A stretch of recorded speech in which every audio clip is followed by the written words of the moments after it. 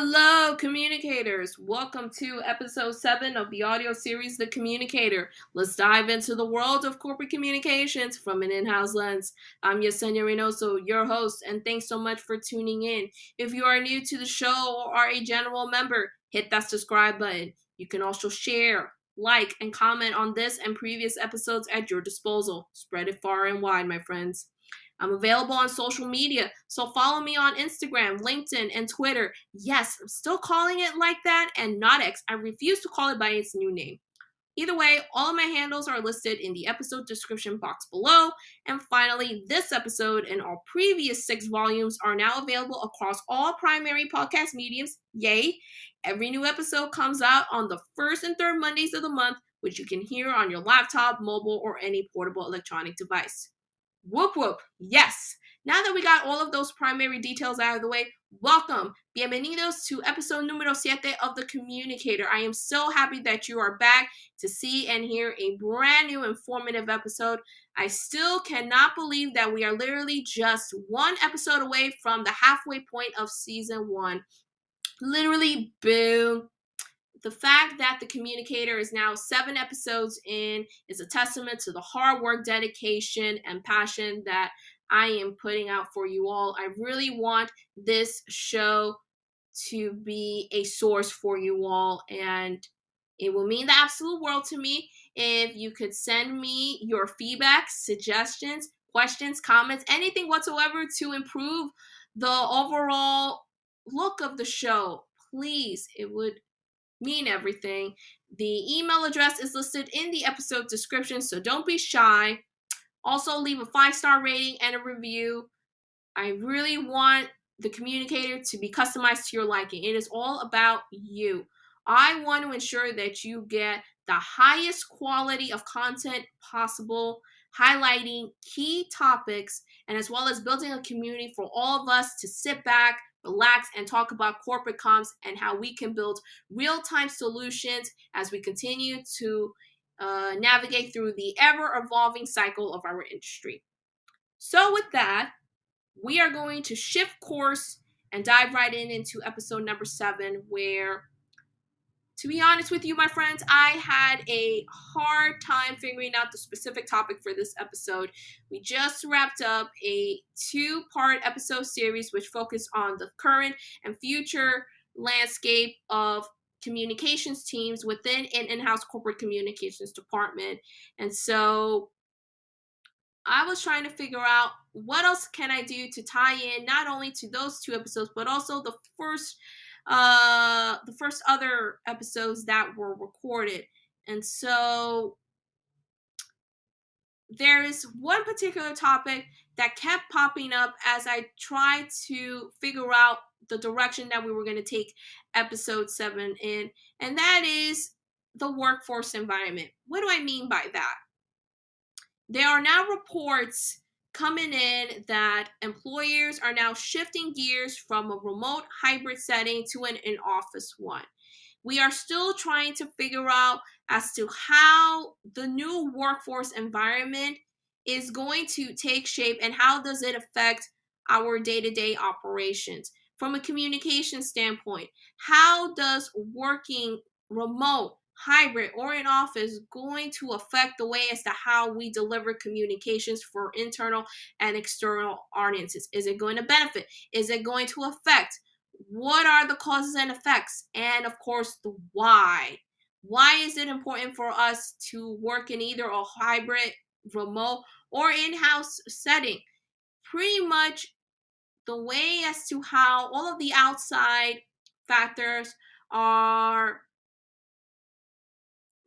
taking and implementing ideas into our respective minds.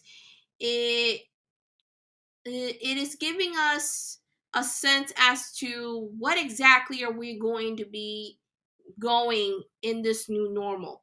And so with that, I wanted us to focus on the broader aspect of the workforce landscape. So let's communicate the workforce environment, shall we? Great. I, just like everybody else, was very much accustomed to the in-office setting, working 40 hours a week, 5 days a week, 9 to 5, 10 to 6, depending as to the employer that I was, handling all of my day-to-day communications operations, collaborating with my team, department heads, interacting with clients, overseeing events, internal and external, etc., etc. I, just like everybody else again, got accustomed to that. But in March 2020, the entire world changed forever due to the COVID-19 pandemic, and the way as to how we view work forever changed, basically. And nowadays, we have been introduced to remote work and hybrid work, and we have seen the benefits of working either one of those cycles, but we're also seen areas where it needs improvement as well. And so, as communications pros, we are crucial in helping organizations navigate changes in the work environment, whether it is transitioning to be remote, hybrid, or in office setups. We also have to understand that we have seen analytics where it states that the remote hybrid models, either or a combination of both, are in fact beneficial and are working because those types of models are helping employees to develop a sense of a life, a work life balance that hasn't been seen since forever. But employers, senior management in particular, are not too keen of this and are really itching to get back into the in-office setting. Some of them are already revoking those remote hybrid procedures and are now making employees to return back to the office full time. Now, there are a variety of reasons as to why employers are shifting in the opposite direction, aka the in-office setting. But I believe it's come down to three factors. Number one, the level of comfort. Number two, the fear of not adjusting to the remote hybrid models or resistant to change. And three, the profit value, meaning organizations feel that operating in an office setting is going to give them the best chance to maximize profits. I don't want to be political on this podcast, but we all know that this society in particular, ours, is very much profit driven. Money rules above all else. And so organizations are going to ensure that the profits come first. They want to ensure that there is no disruption from a monetary standpoint in order to ensure that their numbers are being reached. And so if it means having employees to be in the office back 5 days a week, 40 hours, the traditional standard quo, or status quo, I should say, then so be it. Pretty much profit over people. But employees are now resisting, and they're making their voices heard to ensure that the current models, the hybrid or the remote, stay in place. There are even employees who are leaving their jobs and trying to find companies who have permanent remote or hybrid models. As communications professionals, it is really important for us to continue following the trends and seeing as to how these changes are going to affect our organizations respectively, and as well as our departments. More specifically, we need to focus it from an internal communication standpoint, which I will pinpoint a little bit later. The way as to how we message to our employees how the model is going to operate, it is going to very much dictate the transparency and the productivity levels of how employees are going to be able to operate on a daily basis. So, for us comms pros, understanding the landscape is going to be very critical moving forward. Staying informed about the latest trends, research, and best practices related to remote, hybrid, and in-office work. This includes understanding the challenges and opportunities associated with each setup. We also have to understand from a budgetary standpoint as to how these models are going to affect the bottom line. Depending as to the amount of budgets that we obtain, we need to figure out the best ways to allocate the money, how big or how small, the amount of resources and tools that are going to be incorporated to ensure that our day-to-day operations remain intact, and also how are we going to be paying our internal employees and as well as our external vendors. Sometimes the way as to how we form the teams, we need to figure out as to whether or not do we bring individuals in who have specific set of corporate communication skills, or do we need to hire somebody who has a multi-versatile set. By the way, I'm very much pro versatility, and I always try to mirror myself as a multi-versatile individual, understanding every aspect of corporate comms. And so I want to make myself attractive. That is very much a particular attribute that corporate comms professionals like. And so understanding all of those factors are going to be key in terms as to how to formulate the strategy. Now, I pinpointed about internal communications, and creating an internal communication strategy is going to be a very important piece as you try to navigate with senior management and human resources about how you want employees to be aware of the workforce model that you're going to use, whether it's remote, hybrid, or in office. Developing an internal communication strategy needs to have clear, specific messaging. Crafting clear and concise messages that explains the organization's approach to the new work environment, address potential concerns, and emphasize the benefits of the chosen model. Transparency. Opening and fostering a transparent communications culture. Keep employees updated on decisions, plans, and any adjustments. Transparency and honesty is very much something that we preach in the communications world. You want to establish credibility, you want employees to trust you, therefore developing clear, concise messaging that is truthful is going to go a long way in establishing trust among your employees. And finally, the channels. Identifying and utilizing a mix of communications channels such as emails, video messages, internal platforms, and town hall meetings to reach different audiences effectively. Also, different types of media databases and other tools that are going to help communications departments be able to effectively deliver on those messages and be able to perform day-to-day tasks much easier. The changing of the management. When you develop communication strategy, you also have to take into account the fact that there may be a couple of managerial changes. From that standpoint, you want to anticipate concerns, identifying employees' concerns about the new workforce model, and develop strategies to address them. Training and support. With this change, offering different types of training and resources to help employees adapt to new technologies, tools, and working models. Making sure that your employees are comfortable and prepared with the right set of tools and resources to ensure that they'll be able to transition to any workforce model much easier. And of course, you want to incorporate employee feedback.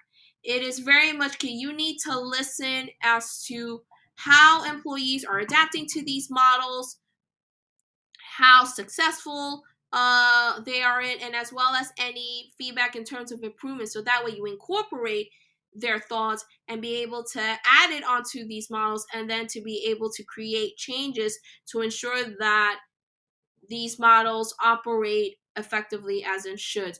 And also, employee feedback is going to be very important when you establish feedback loops to gather employee input and adjust strategies based on their insights. Crisis communications plans. Just like with every other situation, you always want to have a crisis comms plan in the back of your pocket. Whether it's developing contingency planning, develop a crisis communications plan that outlines how to address unexpected challenges in the new work environment, such as technology outages or security breaches, and developing a response framework, defining roles and responsibilities for communications teams during crisis, including who communicates what, when, and through which channels. And so if anything happens, whether it's remote, hybrid, or in office, you want to ensure that there is a set crisis plan in place and that everybody understands what their roles and assignments are, and also a backup plan just in case if the original plan falls through. Now, if your organization decides to transition into a remote environment permanently, you need to ensure that you have your guidelines listed for remote work etiquette, and those guidelines have to include expectations for communication responsiveness, virtual meeting behavior, and time management. And you also want to ensure that your remote work etiquette also includes inclusivity, which ensures that communication practices are inclusive of remote and in office employees, avoid any kind of information silos and favoritism.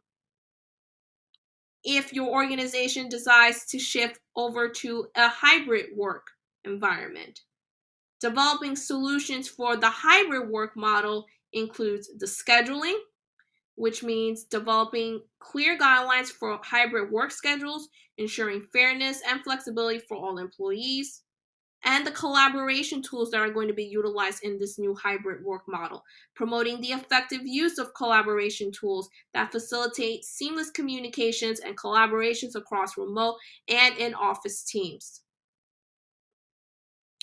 Another thing to note and what we are seeing is the employee well-being. Back in episode 1, I talk about the mental health aspect and how does it tie in into internal communications. And one of the things that I pointed out was the importance of employee well-being. Employees are now taking more into account their mental and physical well-beings and ensuring that organizations are very much well up to date on how employees gather those resources and utilize them. And so, support resources, the supplying of them, highlighting available resources for employees' mental and emotional well-being, especially in remote or hybrid setups where isolation can be a concern, and making them easily accessible for the employees to obtain. And of course, the work life balance. As I mentioned in this episode, and as well as in episode number 1, encouraging work life balance and set expectations around when employees are expected to be available. It's about having balance, something that we have not seen in a very long time. Our mindset is that we live to work, but now we are starting to shift course and develop a mindset where we work to live. We as employees have the right to live our life, and we want to be able to find and or work with employers who develop that kind of mindset. Therefore, enforcing a work-life balance and ensuring that we take time for ourselves, but also we also put in the time to ensure that our work productivity levels are of the highest levels and we are happy with where we are. With everything that's being said, we also have to measure and analyze the sentiment as to how employees adapt to the to the workforce model, I should say. The metrics which define key performance indicators to measure the effectiveness of communication strategies in support of the new work environment and the continuous improvement, regularly gathering feedback, analyze data, and adjust communication strategies. Again, employee sentiment is going to be very important. And so if we show effort in continuously improving all of these systems, then the employees are going to see that we take it seriously in ensuring that whatever model the organization ultimately chooses is going to work. Employees want this to work. Employers want this to work. We are all a team. We want to communicate and, more importantly, show that the one thing that everyone chooses works to the highest of orders. And the leadership example. Leadership has to be highly engaged. They have to be well informed and they have to be on deck at the forefront when it comes to talking about the new workforce model. They have to lead by example. ensuring leadership is committed to the chosen work model and follows the communications guidelines. They need to be on board with the model and also showcasing employees that they will stick to it and that they are open to continuous feedback and ensuring that the model works to the highest of its capabilities. And executive communications coordinate with leadership to craft messages that reflect the organization's vision for the new work environment. Pretty much is having an open door policy between senior management and employees. Senior management wants to be able to talk to the employees, whether it's through different types of messaging or internal events.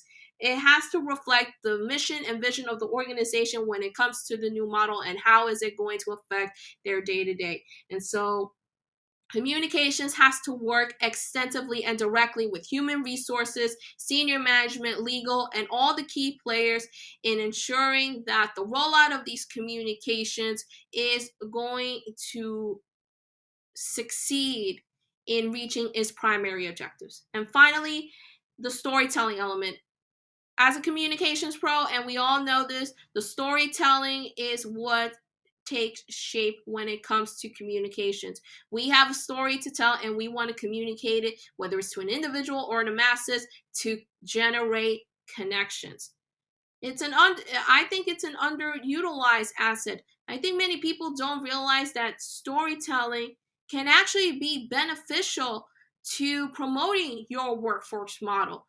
What do I mean by that? If communications pros looked into two key areas, what one is the storytelling element and telling successful stories, sharing those stories of teams or individuals who have thrived in the new workforce environment to inspire and motivate others. This could help people change minds as to how they view the new model and perhaps adapt to it even better. Seeing employees being productive, utilizing the resources, and senior management, and as well as the entire workforce behind them, it's going to show that it improves the overall perspective of how people are going to view your organization. And the second is adaptability, showcasing that adaptability. Highlight the organization's adaptability and resilience in response to changing the work dynamics. Many people want to see folks adapt to certain situations. And so if your organization not only tells the story, but also adapts to what is happening outside of it and be able to succeed, then that's going to open eyes from both internal and external audiences. That means you bring those audiences in, they see that it's succeeding, people are happy, you're producing your numbers, the organization is thriving, and that establishes a line of credibility, of trust, and you gain new followers because of it.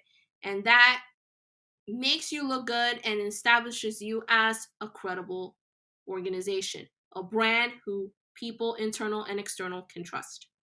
So by focusing on these new strategies, communications professionals can effectively prepare organizations for the challenges and opportunities of remote, hybrid, or in-office work environments. No matter where organizations go, it is up to all parties to figure out which work model is going to work best for them, the ramifications of such actions, and what is going to be the end result. And don't forget the why. Why is it important to make that change? And sometimes it could be for budgetary, monetary, or even for personal aspects. It's really important for communications pros to listen, hear, and craft messaging and collaborate with senior management to ensure that whatever direction they're going to take is going to be for the betterment of all parties.